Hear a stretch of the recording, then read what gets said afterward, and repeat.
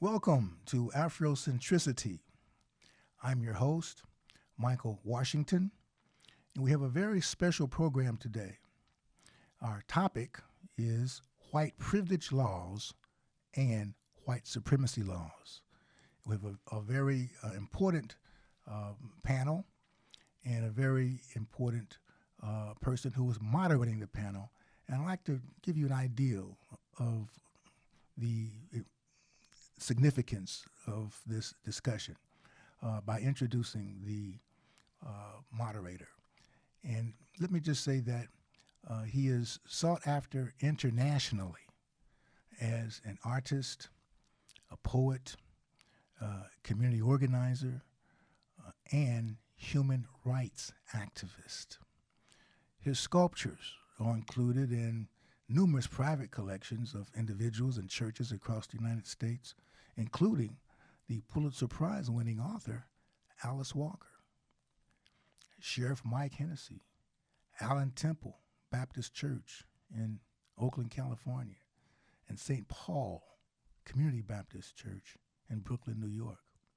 He has performed poetry on a stage with the Archie Shepp Quartet at Sweet Basil's nightclub in Greenwich Village, New York. He has done poetic cultural performances in Waveland, Mississippi, Harlem, New York, and New Orleans, Louisiana. He is a community organizer and a human rights activist, and he has co-created, he was co-creator of the Third World Caucus of Clergy and Laity Concern, or CALC, a peace and justice organization that was co-founded in 1967 by Dr. Martin Luther King Jr. in response to the Vietnam War. He is an ordained Baptist minister at the historic Allen Temple Baptist Church in Oakland, California, pastored by Dr. J. Alfred Smith Jr., where he has created innovative programs for over 30 years, including Freedom Schools, an Emerging Leaders Program, and a prophetic justice ministry. He is a founding organizer, community developer, and former trainer with the People's Institute for Survival and Beyond, based in New Orleans, Louisiana. The aspects of the curriculum that he designed have been an integral part of the Undoing Racism workshop process since 1980 and the historical basis for today's topic of discussion. His work for social justice and human rights has taken him to Japan, Mexico, Puerto Rico, South Africa, Switzerland, and the Honduras. He represented the Meiklejohn Civil Liberties Institute before the Human Rights Committee in 2006, both in New York and Geneva, Switzerland, regarding human rights abuses in the aftermath of Hurricane Katrina. His pursuit of human rights and justice in the Hurricane Katrina tragedy led to presentations at Stanford University Law School, Boalt College of Law in UC Berkeley, Humboldt State College, Columbia University School of International Social Work, and Fordham University. Without further delay, I present Daniel Allen Buford to introduce our esteemed panelists and to moderate our discussion. Thank you, Dr. Washington. I'm just going to have to hire Dr. Mike as my press agent from now on for that great, generous introduction that he gave to me. I want to welcome everyone onto this broadcast and this Zoom conversation on this important topic where we're talking about white supremacy laws and white privilege laws that are now being created in order to keep Black people from voting, as well as Latinos, Native Americans, and probably the poor white people who have to be in the voting districts where Blacks, Latinos, and Native Americans live. So then this is a timely topic because in a year and a half, we'll be going to the polls. And the things that are going on right now are going to have a direct impact on whether or not people are going to be able to vote and have their vote count. And so what I want to do before introducing our distinguished panel of friends and guests and scholars, etc., I want to set up a little bit of a background before I proceed to introduce these panelists and then pose questions to each of them. And they will all have a few minutes to respond to the questions. And after that, we have one or two people who are on this Zoom call who will be respondents, and I will introduce them at that time. So what brings us here is the need to preemptively talk about the white supremacy laws and white privilege laws that are now being designed and implemented all over the country. What has to be said before we get into the specificity of that topic is that the very fact that we're talking about these laws is a fact of something illegal. That is to say, white supremacy laws are illegal according to the U.S. Constitution, and they're also illegal according to the various human rights treaties that the United States has signed on to and that have been ratified by the U.S. Senate. So I want to start on that point because often when we talk about elections, election violations, etc., we speak of that within the context of U.S. human rights that are civil rights. But notice I'm not talking just about civil rights. Our civil rights are those rights that are derived from the U.S. Constitution and that we all enjoy as citizens of the United States. But even with that, these white supremacy laws, these white privilege laws, are violations of several key articles of the U.S. Constitution. Now, the treaties that the United States has signed and ratified and additional law, and as well as additional law sources, they lay out clear benchmarks for assessing elections and providing remedies if these benchmarks are not achieved. And under Article 6 of our Constitution, treaties ratified by the Senate, like statutes, are part of the law of the land. That means that the United States must comply with them or else violate not only the treaty itself, but also the Constitution that makes that treaty legally binding. In addition, international observers should be present to monitor the upcoming election, just as U.S. observers at times have monitored foreign elections. There's a need for these international monitors in 2022 elections and any subsequent audits and challenges to election results in order to protect the human rights of African Americans and those that are in the voting districts of African Americans. So then very quickly, the specific things that the United States has signed on to. Number one, the Universal Declaration of Human Rights. Article 7 has a statement that all are equal before the law and are entitled without any discrimination to equal protection of the law. All are entitled to equal protection. Any discrimination and violation of this declaration and any incitement to discrimination is prohibited. So then in the Universal Declaration of Human Rights, it affirms that we have equal protection of the laws, or should have that equal protection of the law.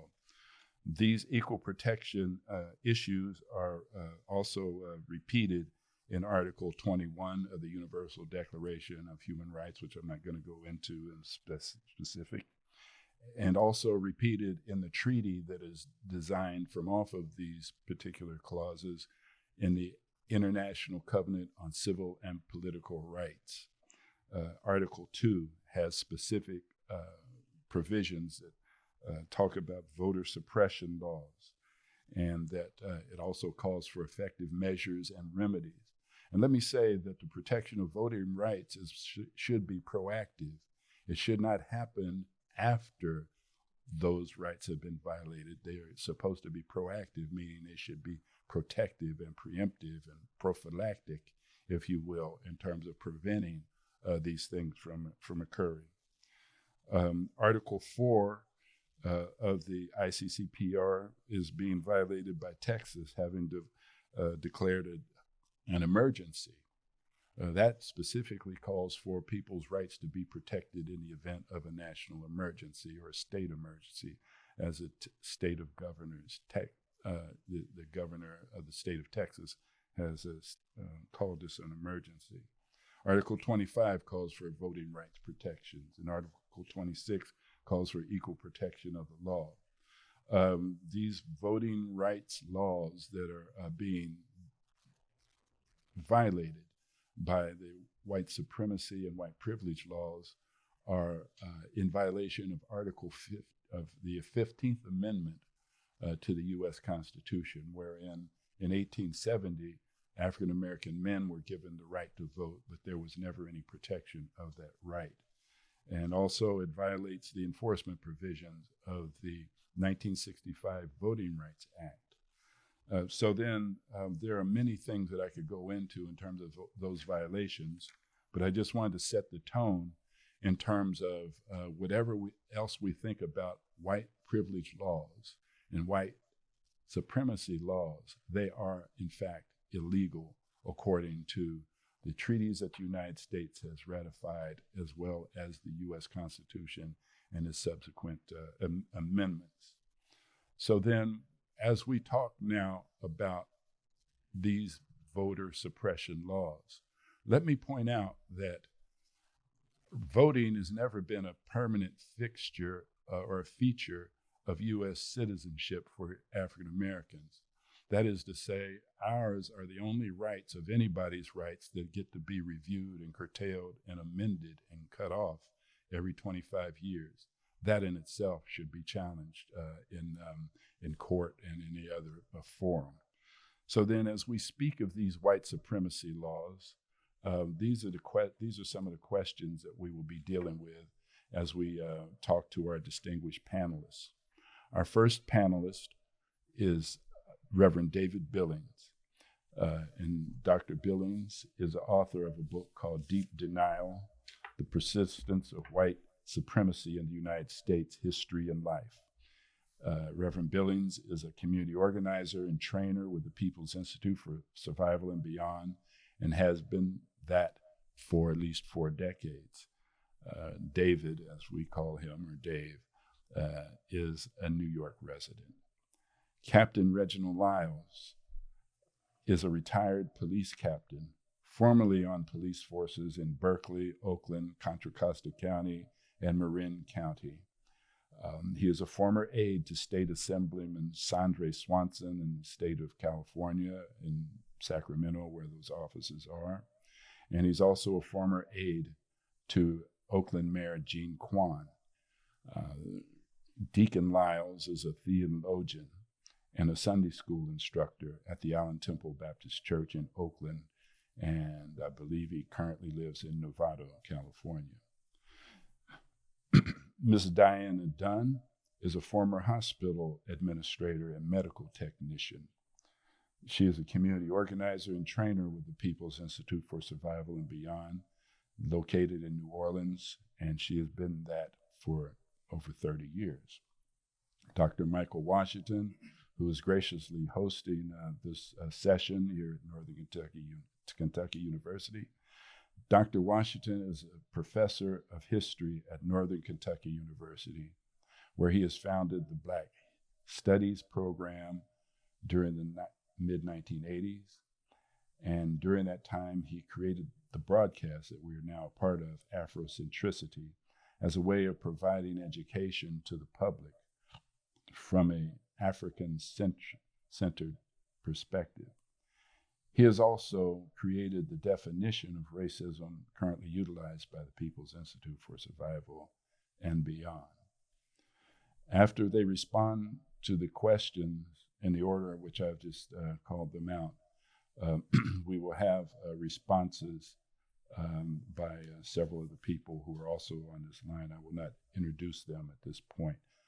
So the first question, David, would you identify examples of white privilege and white supremacy laws found in the current efforts by the Republican Party to suppress African American voting in the 2022 elections?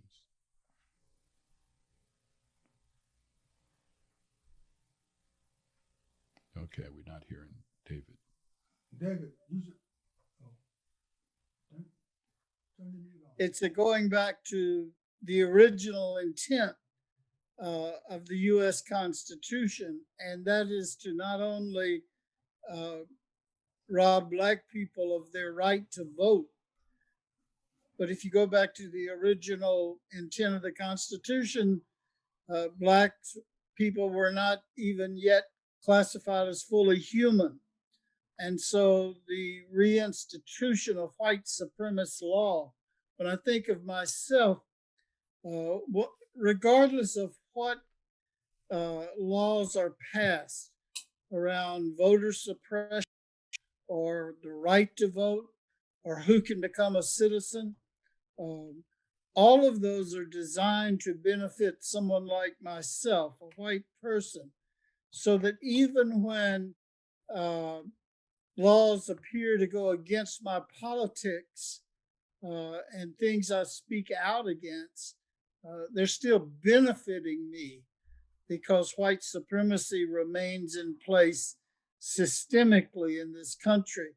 So, what used to be associated with groups like the Ku Klux Klan and other hate groups are now legitimized in the Congress of the United States. You know, we should not only be using masks possibly for COVID protection, but many in the U.S. Congress could put on hoods because they represent those who have challenged the democracy in this country since its very beginning. And again, every law that's passed, one could argue that it is designed to ensure white supremacy. When I think of where I live in the Bronx, for example, these co-op apartments, the boards are not subject to any review, are not required to be transparent in their decision making, and so can modulate who lives where, how many people of color, particularly Black people, live in any particular section of the Bronx. Now, it's never said because it's against the law now. This kind of housing legislation is illegal because it has been enshrined in state law, backed up by federal law. You know, there is no, when I present myself, or, you know, Marjorie Freeman, who is my spouse, presents herself before a bank, for example, to get a loan to buy a house. It is against the law to discriminate on the basis of race, but it's not against the law to enhance or to encourage disproportionately the benefits that come to people like us. What happens is that because of the systemic arrangement of white supremacy, we are much more likely to be able to share with our children and grandchildren an inheritance rather than an indebtedness. So these kind of systemic laws, which are now illegal, but are still very much in practice. The census, for example, which from the very beginning of the nation, as it counted who is legitimate and who is not, you know, did not count for many decades people of color, indigenous people, peoples from African nations now enslaved, peoples from the many countries of Asia. So this will set up a relationship to power that is carried over to the economics. And so this this understanding um, of explains disparities. Why every system in this country, uh, you understand, will have disparate outcomes because the beginnings of this country uh, structured disparity, privilege to those of us called white, um, and various degrees of inhumanity to those of color. So anti-blackness and has been enshrined in this country. It's like a something, a poison that has seeped into the nation and is a part of the bloodstream of the public. And there's a constant battle on the part of peoples of color, particularly Black people, to move towards equity. But it's always been moving towards equity, never achieving equity. Many years, and I don't have to tell a distinguished group like this how many years, that efforts have been made to bring about equity in the society, but without an understanding of racism and white supremacy, it's impossible to do it, regardless of intent. It's also impossible for those of us who have been categorized as white to ever be fully shed of the advantages that ensue to us because of that. So that's where, when I first heard you say, how can you describe some of the laws, I was at a loss to say, well, which ones aren't? You know, even though their intent is, or their words uh, point you towards equity, none of the results, not one of them, there are no systems that produce equity on the basis of race in this country. So that's my initial take on it. Thank you, Brother Dave. And once again, I want to say that that was the author of Deep Denial, The Persistence of White Supremacy in United States History and Life. Captain Lyles, would you please hold forth on that question? The question being, I'm asking you if you would identify examples of white privilege and white supremacy laws found in the current efforts by the Republican Party to suppress African American voting in the upcoming 2022 elections. Well, thank you for asking. First of all, I agree with everything that David Billings said. Absolutely everything. Modern white privilege and supremacy laws, policies and procedures, all ramifications of them are designed and directed precisely at African Americans and others, but primarily at African Americans, because it's about space and place and how to control them in those spaces and places. These laws are always, absolutely in every instant, are designed to adversely affect African Americans. They're designed to disenfranchise. They're designed to steal property. They're designed to deny education, health care. They're designed to imprison, and they are designed to kill. And we see that over and over in our modern daily life. This is something that African Americans have adjusted to in a way that we survive in spite of it.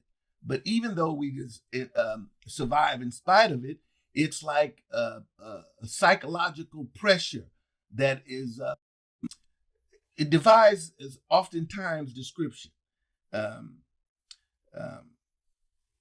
Modern days examples are what I like to say is the police on duty homicides. This has a two-stage effect. It terrorizes Black people, and it emboldens and assures white folk that they will have everything that David Billingsley talked about. Excuse me, I'm sorry about that. So these rashes of killings that we see across the country because somebody has a tail light out, or because somebody didn't show their hand, or whatever, all the way up to the Supreme Court, reinforces that any way you get out of line or out of space, we can take your life. Jesus. That's my wife. I hope she's not in an accident. I'll just go on. So it's designed to terrorize us, and we have been terrorized. No two ways about it.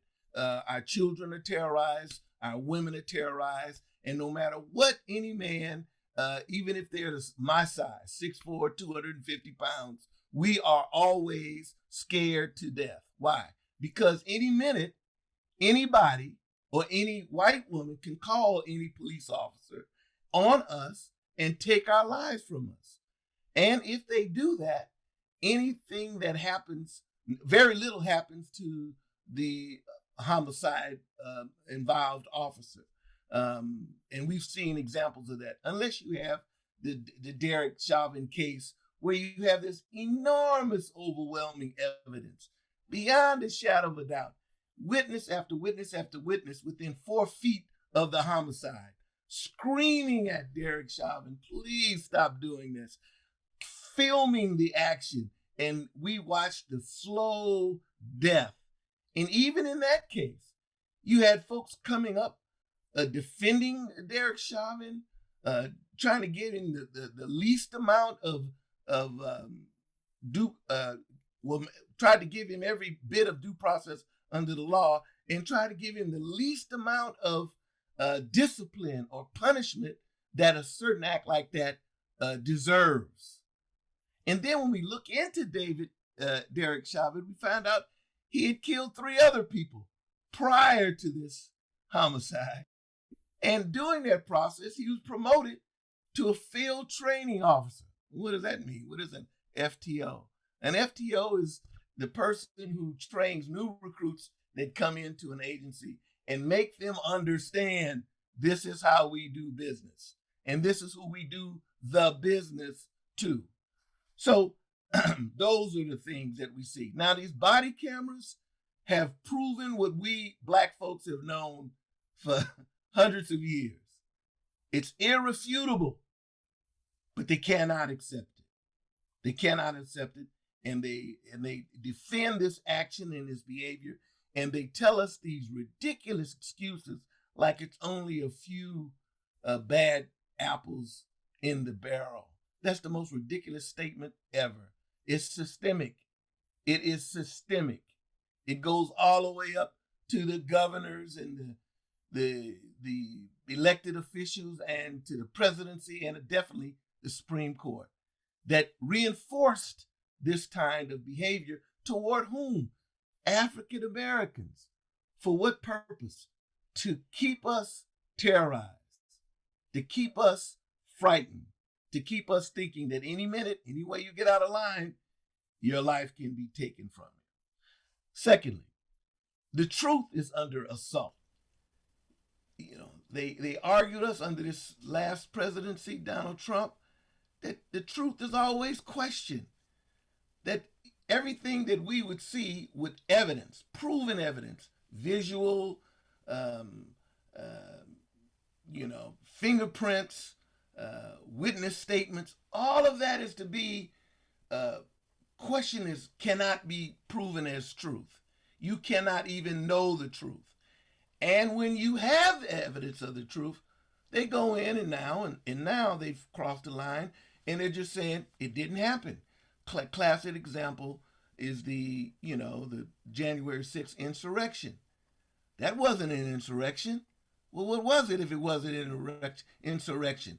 We saw hundreds and hundreds of people storm the White House, break windows, grab uniformed police officers and take them down and beat them with American flags.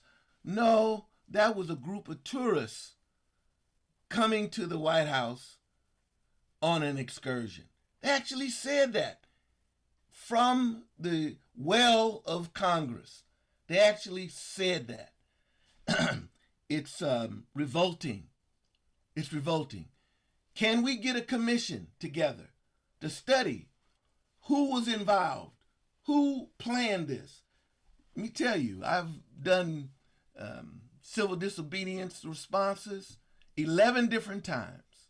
I was the commander of them on the ground with mutual aid 11 different times in the city of Berkeley. 11 different times.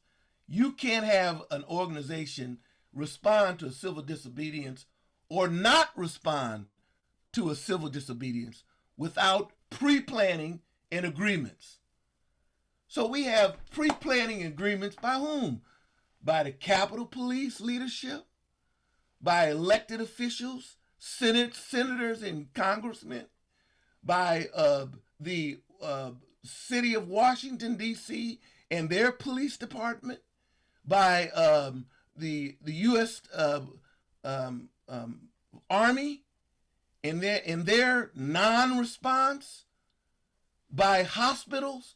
Everybody has to understand we're going to stand down or we're going to gear up. And the fact that they all stood down, you got to have planning to do that. Amen. You got to have people to sit down and argue with you. This is what we do if this happens. This is what we do if this person calls. So for that to go off like it did, we need a national commission to look into it and let the chips fall where they may. But what did the senator say? No, we don't want to do that. It's unnecessary. It's totally unnecessary. That is the epitome of white supremacy. That's the epitome of disenfranchisement.